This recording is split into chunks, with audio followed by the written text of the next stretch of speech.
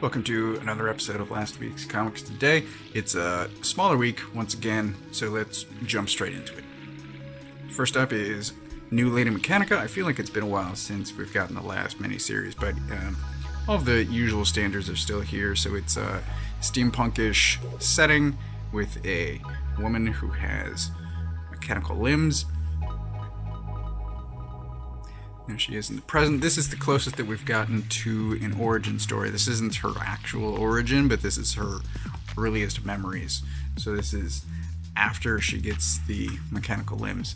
And it's good. As always, I will probably do a Saturday video for the hardcovers that are out. This will be months from now, probably whenever the next volume comes out. But I really like the series, and if you haven't given it a shot, it is now being published from Image. It probably has a higher profile now, and I recommend it. It's the art is very intricate. I mean, if you haven't noticed all of the gears and things, this is a larger image of that cover. But so here you go. Art's great. The story's great. It's a series that I've been following for a long time, and I really like it. The Good Asian once again surprises me. It's basically every issue now. There's so much happening here. There's so many twists and turns in this story. There's so many surprising actions that take place. It is really good. I think I've said this before, but because it's an unfolding mystery and it's being published 1 month at a time, I think it's going to read really well as a collection. It's a 10-issue series. They're up to issue 7 right now. So I do recommend it, but I think the ideal way to read it is probably going to be collected as all 10 issues at once. So I absolutely recommend it, but it might be best to wait until the complete collection comes out. Frontiersman issue 3. This series is fantastic. There's talk about Image doing a shared universe across multiple books, and I think it's all based on the Radiant Black series. I wish it were based on this, because it's already, I mean, we're only 3 issues in, and already it feels like a well fleshed out universe. It's really good. Still reminding me of Invincible in that it's the sense of the familiar but twisted in a way. This has a Captain America-ish character. I thought of Captain America. In the back they actually mention Nuke, but it's that same sort of what would happen if Captain America turned bad, and it's just a really well done series. I'm sure you can find the first 2 issues on the shelves now. I recommend jumping on this as soon as possible. Inferno issue 3. Things finally happen, and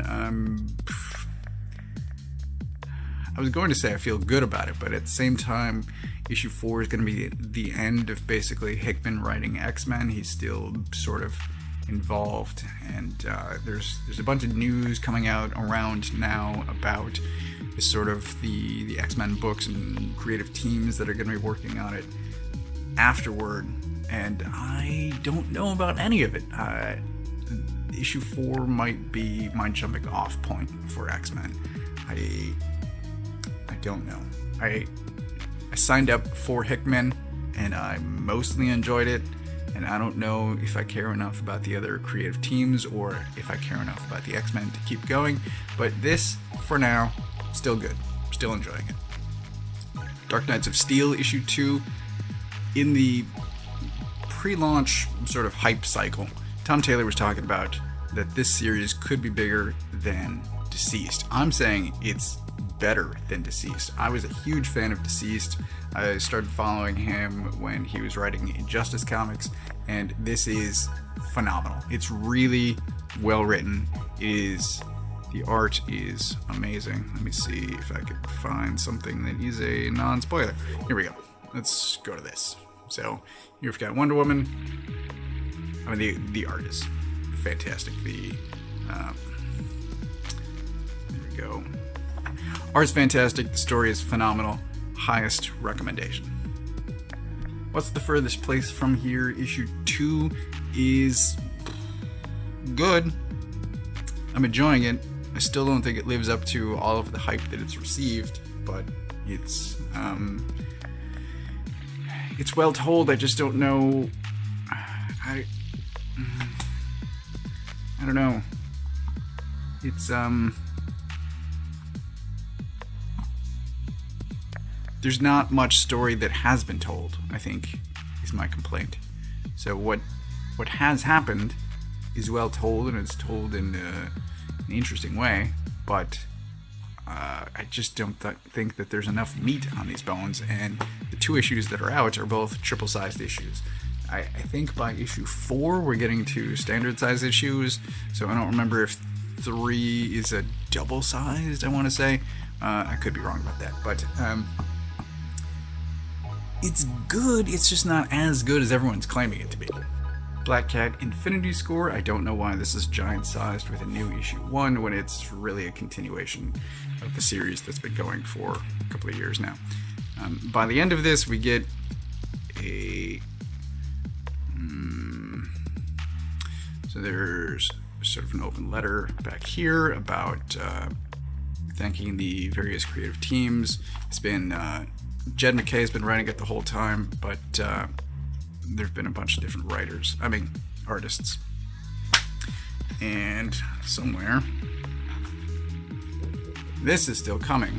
So I don't know if McKay is completely done with Black Cat.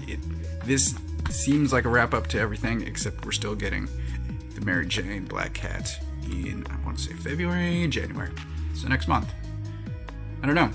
It's been a great ride. For some reason, it seems like I have a thumbprint right there. I don't know what's going on with that, but it's been good. I recommend it. It's a really fun heist series, and I like crime stories in general.